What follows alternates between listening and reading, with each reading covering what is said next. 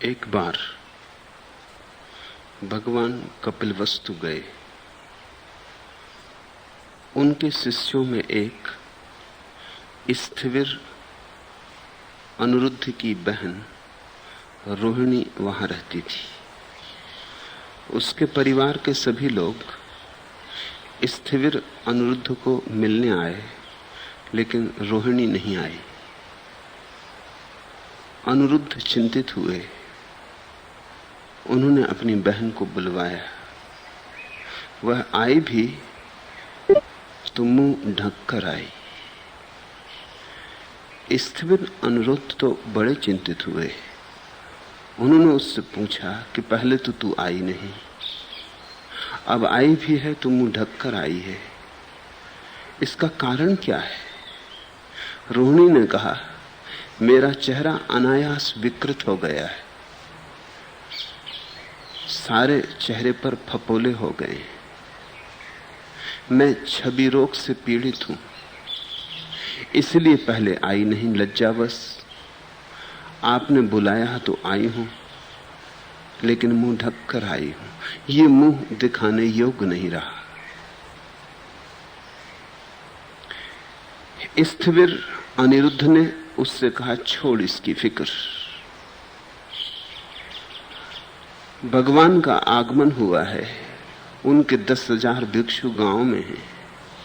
उनके ठहरने के लिए एक विशाल भवन बनवाना है,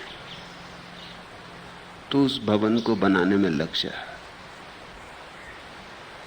रोहिणी के पास इतने रुपए थे भी नहीं, लेकिन उसने अपने सारे जवाहरात, अपने सब गहने बेच दिए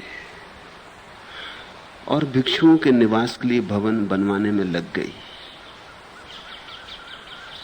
भवन बनाने का काम ऐसा था कि भूल ही गई अपने रोग को। और आश्चर्य की घटना घटी कि निवास बनवाते बनवाते ही 99% रोग अनायास ठीक हो गया।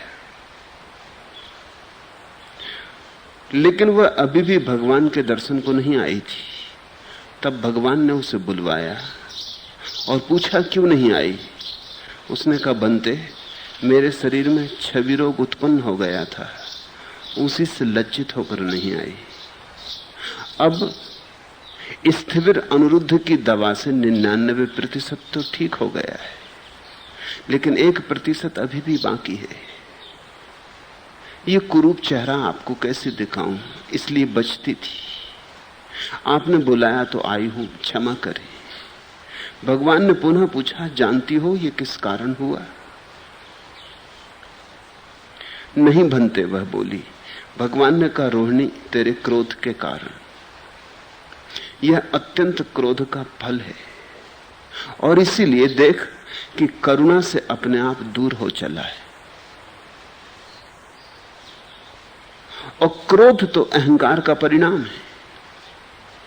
तुझे अपने रूप का बड़ा अभिमान था। उस अहंकार पर पड़ी चोट के कारण ही क्रोध होता था। भिक्षुओं के लिए भवन बनाने में तू भूल गई अपने को। तेरा अहम भाव विस्मृत हो गया।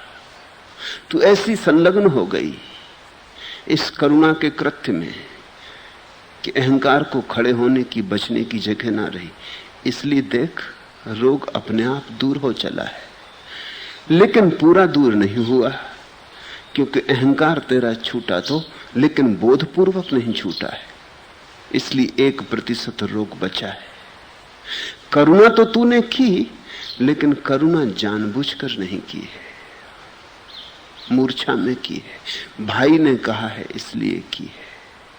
तेरे भीतर से सहज स्फूर्त नहीं है, इसलिए 1% बच रहा है। जाग, जो अभी तू करुणा कर रही है होश से कर, और जो अहंकार अभी तूने ऐसा काम में भूल के भुला दिया है, उसे जान के ही त्याग दे।